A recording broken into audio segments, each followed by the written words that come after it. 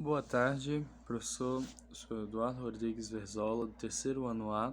Vim fazer um trabalho sobre, com a correção da minha prova, de um dos temas da prova avaliativa. Eu escolhi a questão 6, que trata das ordens mundiais, a divisão das ordens mundiais na geopolítica, que é essencialmente dividida em três: primeira, segunda e terceira ordem mundial.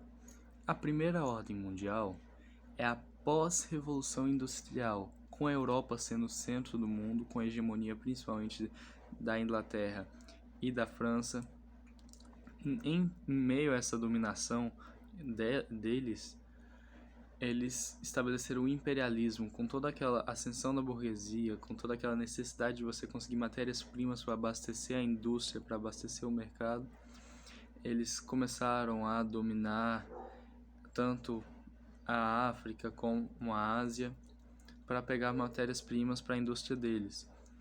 E com o eurocentrismo muito forte, com ela sendo centro de tudo, centro político, centro econômico do mundo, isso perdurou até o século passado com as grandes guerras, Primeira e Segunda Guerra Mundial. Essas guerras enfraqueceram esses países imperialistas, abrindo espaço para a ascensão dos novos, dos que estavam com potencial na época, que era os Estados Unidos e a União Soviética, o que caracterizou a Segunda Ordem Mundial, definida principalmente por essa dualidade de capitalismo e socialismo.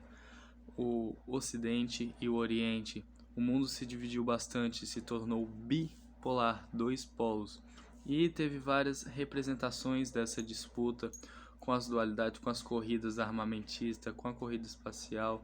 Vários avanços tecnológicos ocorreram na época devido a esse investimento para provar que aquele sistema político econômico era o melhor, e isso foi o que caracterizou realmente a Segunda Ordem Mundial, com esses países dominantes, esses países chefes de seus blocos socialista e capitalista, investindo pesado na influência cultural que eles exerciam sobre os outros. A gente sofreu muita influência dos Estados Unidos na época, a gente ficou mais pendente pelo lado capitalista, a gente sofreu bastante influência dos Estados Unidos.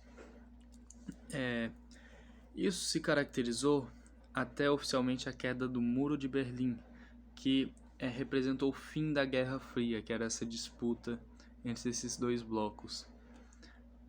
Com o fim da Guerra de Berlim, você tem agora uma hegemonia, praticamente um monopólio dos Estados Unidos por muito tempo.